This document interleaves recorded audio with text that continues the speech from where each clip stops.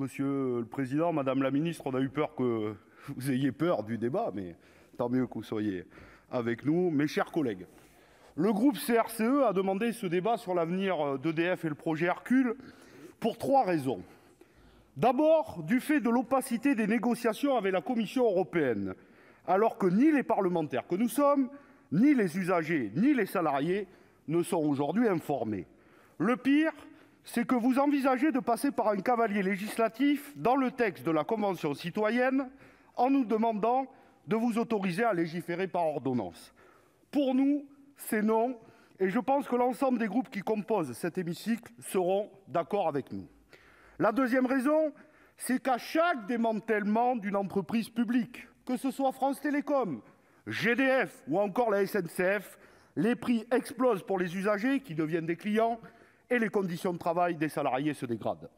Mais le pire, c'est lorsque vous livrez un monopole naturel au privé. Cela conduit souvent à des scandales financiers, économiques et sociaux, comme les privatisations des autoroutes ou de l'aéroport de Toulouse-Blagnac. Alors, plutôt que d'attendre 10 ans pour faire une commission d'enquête qui démontrera ce que nous savons déjà, chaque groupe doit se prononcer aujourd'hui. Voulons-nous livrer un monopole de fait et démanteler une nouvelle fois une entreprise publique, alors que tout nous invite à faire exactement l'inverse? Enfin, vous vous abritez derrière un argument. Ce projet Hercule ne serait qu'un débat très technique sur une simple réorganisation de l'entreprise, sans conséquence pour les usagers ni les salariés. Nous pensons au contraire que ce débat est extrêmement politique et qu'il n'y a pas de fatalité. Nous voulons profiter d'ailleurs de ce débat pour donner à toutes et tous les clés pour bien le comprendre. L'énergie, et donc EDF, est un bien commun, indispensable à toutes et tous, comme le rappelle notre Constitution et son préambule de 1946. Elle est nécessaire pour se chauffer, se laver, manger, mais aussi se déplacer, produire et consommer. Et avec l'arrivée de la 5G et des objets connectés, les data centers, les voitures électriques, les besoins en électricité et en énergie seront à l'avenir toujours importants. Nous avons donc besoin d'une véritable réflexion sur son système de production, de transport et de distribution, mais également sur la maîtrise de la demande énergétique, loin des slogans moralisateurs d'EDF avec sa campagne #MettonsPull. Les enjeux de souveraineté industrielle, sanitaire et énergétique devraient être au cœur des politiques publiques qui façonneront notre économie pour les années à venir. A contrario, le choix a été fait de la livrer au marché. Or, c'est précisément l'erreur que font les libéraux, avec des conséquences dramatiques. Théoriser que l'énergie est une marchandise comme une autre révèle soit d'une méconnaissance totale du sujet, soit de la mise en œuvre d'une véritable escroquerie en bande organisée. L'énergie est le seul bien où la production doit être absolument égale à la consommation pour notre marché national, même si, évidemment, nous pouvons être exportateurs ou importateurs, car aujourd'hui, les réseaux sont connectés. Si vous produisez plus, c'est la surtension et le blackout. Si vous produisez moins, c'est la sous-tension et donc le blackout. En conséquence, le mythe de la compétition entre acteurs alternatifs et entreprises historiques, dans le but de faire baisser les prix, ne peut être qu'un leurre, car une entente entre l'ensemble des acteurs est absolument nécessaire pour livrer les besoins exacts aux usagers. Et donc les libéraux ont créé de toutes pièces un marché de l'énergie qui vise non pas à répondre à la demande ou à baisser les prix, mais bien à faire varier les prix artificiellement pour garantir des dividendes aux acteurs alternatifs. Et c'est précisément pour cela que depuis un siècle, des réflexions ont été engagées pour sortir l'énergie des lois du marché. Il aura fallu 2 tentatives avortées. La première, celle de Jean Jaurès en 1894, et la deuxième du Front populaire à la fin des années 30, pour que la France nationalise enfin le secteur de l'énergie, électricité et gaz, mais aussi les mines, entre 1944 et 1947. Et un statut protecteur est également créé pour les agents par le ministre communiste Marcel Paul. EDF était la garantie d'égalité de nos territoires. Où que vous habitiez, vous aviez accès à l'électricité à un prix accessible au plus grand nombre grâce aux tarifs réglementés. Pourtant, à partir du début des années 90, la libéralisation est lancée avec la création de RTE pour le transport et Enedis pour la distribution. Hercule, c'est une nouvelle étape du démantèlement et de la déréglementation du secteur de l'énergie, puisque vous vous apprêtez à désintégrer l'entreprise publique et à la livrer au marché financier.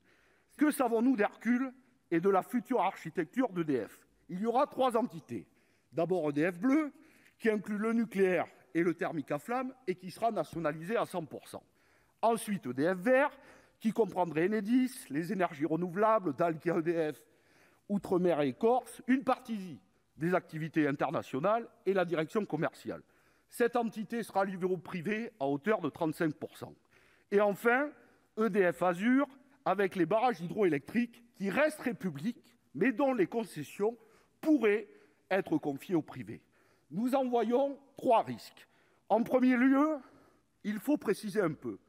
On a pu penser et entendre que ce projet reviendrait à nationaliser les dettes et privatiser les profits. Ce n'est pas tout à fait exact.